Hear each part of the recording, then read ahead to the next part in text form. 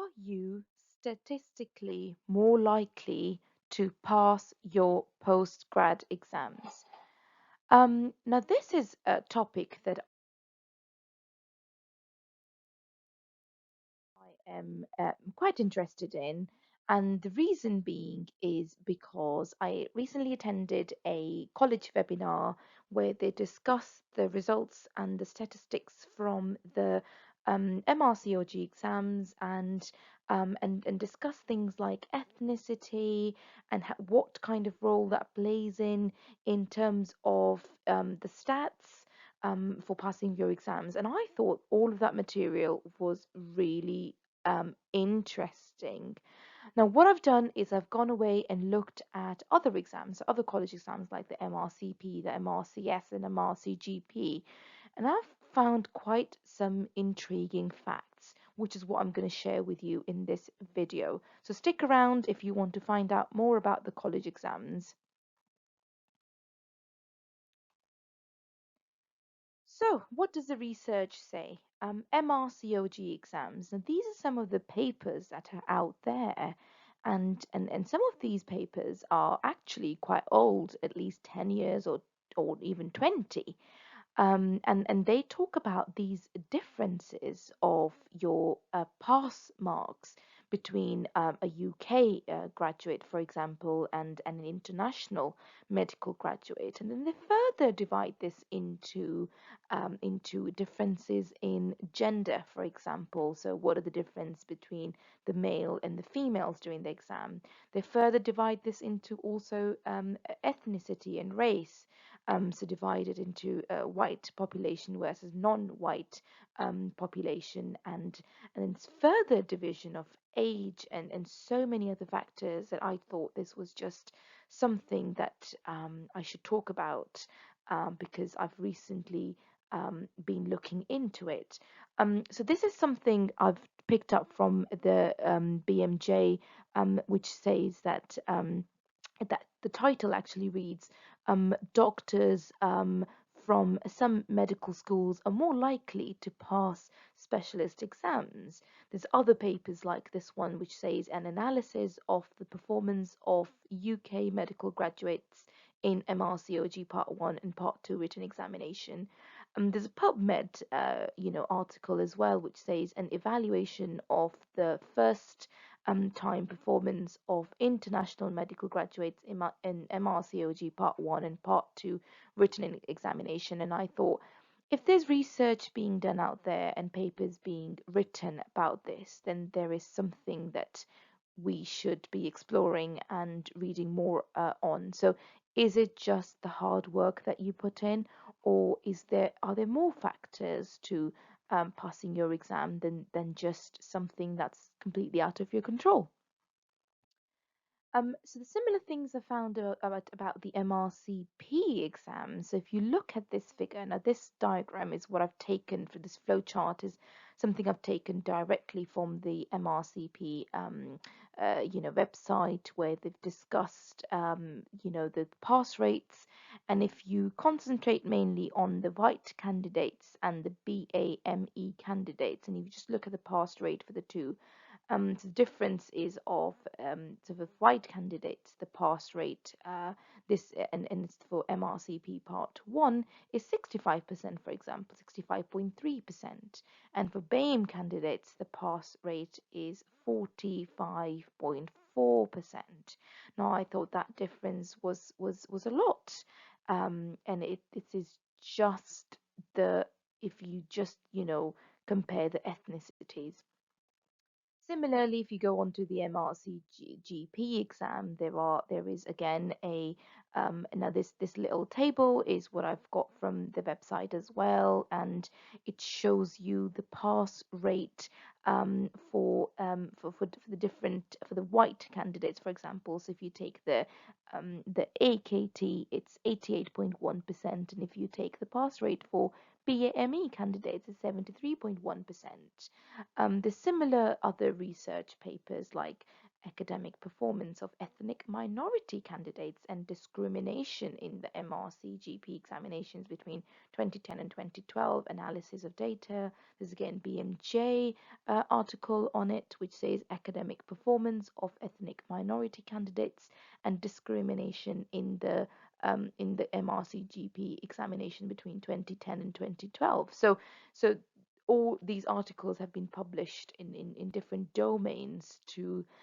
just highlight the strike difference there is in the different ethnicities and other factors in passing your postgrad exams.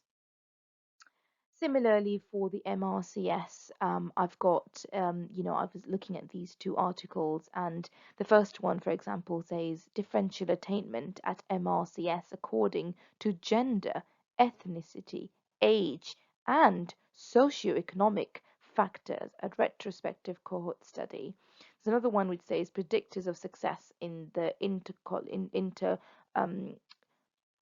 collegiate membership of the Royal College of Surgeons examinations. So when I found all these papers and the research that was out there, I really was more intrigued into looking at what are some of the factors that these papers have mentioned or talked about, and whether they are worth looking into and seeing if there is anything that we can change, which will mean that we could, increase our chances of passing a particular exam. So then the one of the factors that was talked about was number of attempts. So they were saying that if you say took a lot of attempts in passing your part A or part 1 for an examination, it made you less likely to pass your part B or your part 2 in when you do take that exam. And I thought that was really interesting. But in reality, though, by talking to colleagues and my friends, I've actually noticed a complete opposite of that observation that they mentioned. I have had colleagues and friends who have, say, had a number of attempts in passing, say, the part 1 exam. But when it came to passing the part 2, they got through in the first attempt with absolutely no problem. So I think we have to be careful when we read some of the research out there and some of the papers that have been published out there, because it's not generally true for you, but it's still quite um, uh, you know interesting to read some of the factors that have been mentioned. Um, Now, another of the factors that was mentioned was and also this is something again that I've observed by speaking to my colleagues and doing obs and gynae and being in this postgrad phase for a long time, is lack of time. So if you don't give this time this exam, sorry, the time it deserves, you cannot um, you can't then just expect results. I think we underappreciate how much effort we do have to put in to passing these exams. And when you are in that postgrad phase of your life and you've got children or you're married or you've got family responsibilities and you've got life just generally to live, you know, uh, it can be quite difficult to put in the effort. And what I mean by that is you might not be giving, you might be not appreciating how much time it does take actually to be able to pass that exam. So lots of these postgrad exams, would recommend, but you would notice this by speaking to colleagues and friends who've done the exam, is you need to allocate at least 6 months and even longer to these exams. And the reason is because then you can, in that time frame, be managing life, be managing other distractions in your life, as well as studying enough for the exam. So it's not just fair for you to put 6 months aside for the exam when actually you've got other responsibilities in life to live with. and portfolio requirements and training requirements and all the time that you lose in commuting, for example. So there's a lot of factors that come into this kind of theme, which is the lack of time. Now, what I've really noticed, and this is really important, and this is something I want to really emphasize and spend some time talking about, is people who are revising for their postgrad exams for one reason or the other, they don't do the questions. Now, when I say questions, I mean questions from question banks online, questions from question books that are out there. Um, I think it's so important that when you begin revising, you have to start by doing the questions. And I really want to emphasize this to anybody who's listening to this video. And if you are about to study for an exam or you're studying for a postgrad exam, let it be MRCOG, MRCS, MRCP, MRCGP, DRCOG, whatever exam, do the questions, because there is no way you will be able to cover the syllabus and the topics just by reading everything, memorizing, and trying to learn it off the books. That's just not possible. So it's when you do the questions and you get it wrong, for example, your mind will be stimulated to think, oh, actually, why did I get this wrong? I thought this was the correct answer. And it's by then that learning that, when it stimulates your mind and your brain to think, oh, actually, what's the correct answer and why, you will remember that for the next time. And if you continue doing this, say for about 3,000 questions, you have got a very good chance at passing your exams, because by doing 3,000 different questions, you have exposed your brain, your mind to 3,000 different topics, and you have gone around and read around it. So, for example, if you're really bad at anatomy, for example, and you're getting lots of questions wrong on anatomy, you are going to be naturally motivated to go and look up anatomy and read on it properly, because you know that this is where you are lacking. Similarly, if you were really bad at, say, for example, contraception topic, you will then go back and read on it, and that will then stimulate your mind to then um, recollect and just and forms a memory around that topic, so that when you do get that topic the next time, you're more likely to get the right answer. So do not start your examination revision by reading books. Please read the questions, do questions. The more questions you do, the more likely, the more chances of passing the exam. Now, this is a thing that I've noticed a lot on in various colleagues that I've spoken to, and they'll say, oh, I've left the questions for the last because I don't know what I'm doing, so I really want to revise when I know a little bit more about the topic.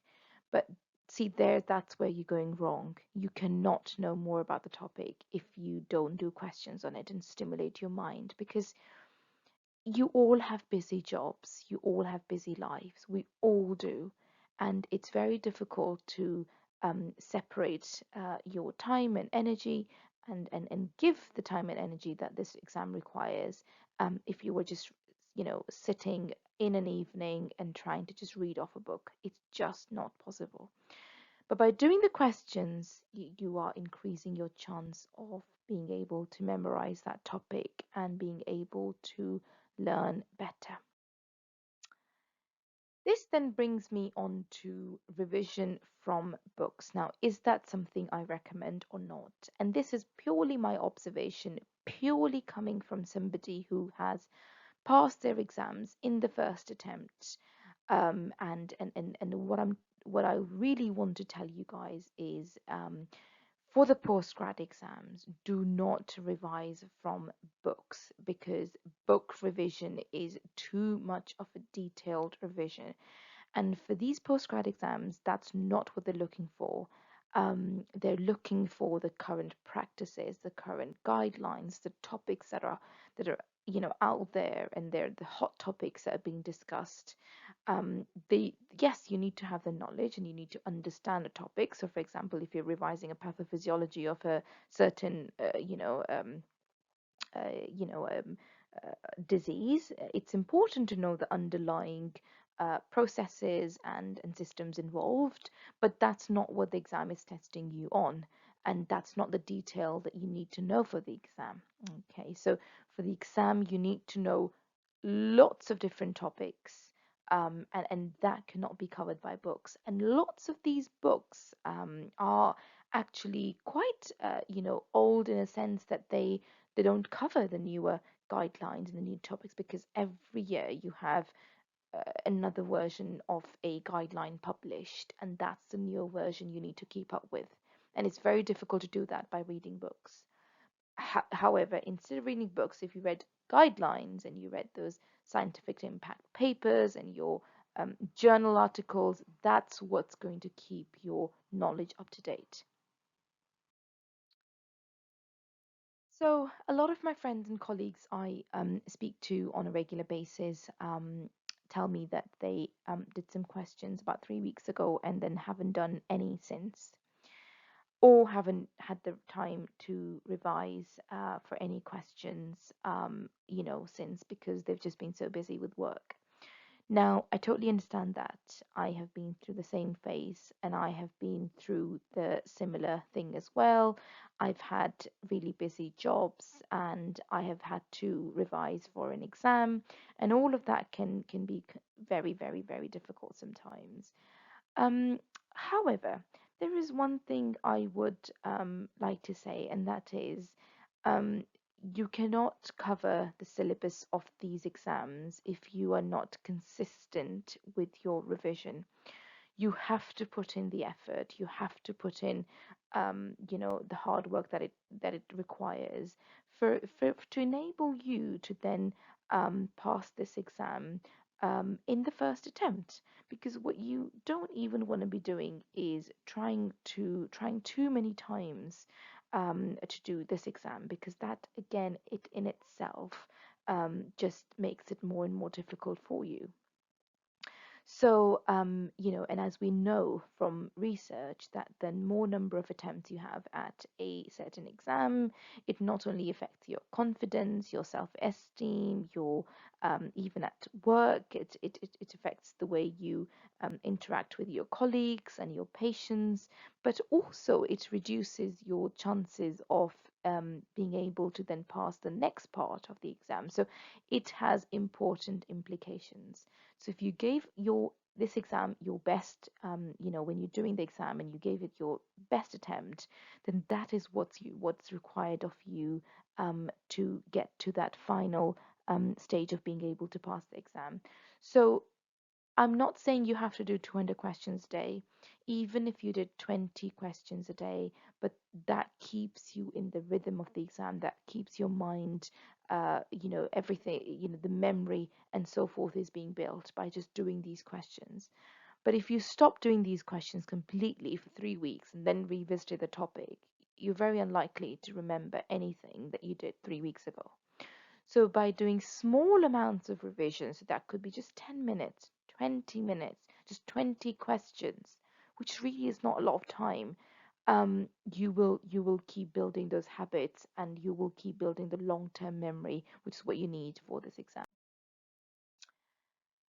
So a lot of people, again, I have spoken to, have said that, oh, I'm just doing this exam because I just want to see what the exam is like, and once I know what the exam is like, I'm then gonna revise it better. Now that I really don't think that's the right mindset for passing the exam. I think if you are sitting in an exam, you should gain information about the exams. You should for example, visit, talk to people who have done the exam before, read up about the exam, watch YouTube videos like this, where I'm giving you comprehensive information about doing these postgrad exams. I've done videos on the MRCOG Part 1, Part 2, Part 3. I've done some question videos, some TOG article summaries, all in line with helping you to create that mindset as to what you need to focus on to be able to pass that exam. So what I have, noticed by speaking to people is that they have got very little self-confidence in sitting the exam, and I think confidence is not something that you can just wake up with. Confidence, yeah, you can be generally a very confident person in life, but if you were to sit an exam or you needed to do a task, you need the confidence for that task, and you cannot just sleep at night, wake up in the morning, and have the confidence for sitting your MRCOG Part 1 exam. The confidence can be built, the confidence can be collected, and that happens when you do good revision, when you have got good understanding of what the exam wants me to do. And this is what I'm trying to refer to here, that your confidence can be built over time just by revision, just by knowing the right resources, going to the right courses, speaking to the right people. You don't want to speak to people who are pessimistic and are putting you off the exam. You want to speak to people who are encouraging and have done well in the exam, because those are the tips and tricks that you want to follow as well. Watch the right stuff on YouTube and get the information that you need, just so that you can again focus. It's all about focusing on the task, and that will then build your confidence. So don't think, oh, I'm not good enough, I'm not worthy enough, how can I pass it the first time? My so and so friend didn't, or my colleague didn't, or I've never passed an exam first time. Why should I even try doing it? But how about you change all of that this time and just put in the effort by doing the right things, by following the right things, um, by building your confidence every day, and attempt this exam and see how you get on. Now do leave me a comment, and please subscribe to my channel and like this video, so you encourage me to do more of these self-help videos, and also I share content with you that will help you eventually pass your exams. So do leave me a comment to say if you found this video useful, and what aspect of it did you relate with or did not relate with, and I would really appreciate that. Thanks so much for listening.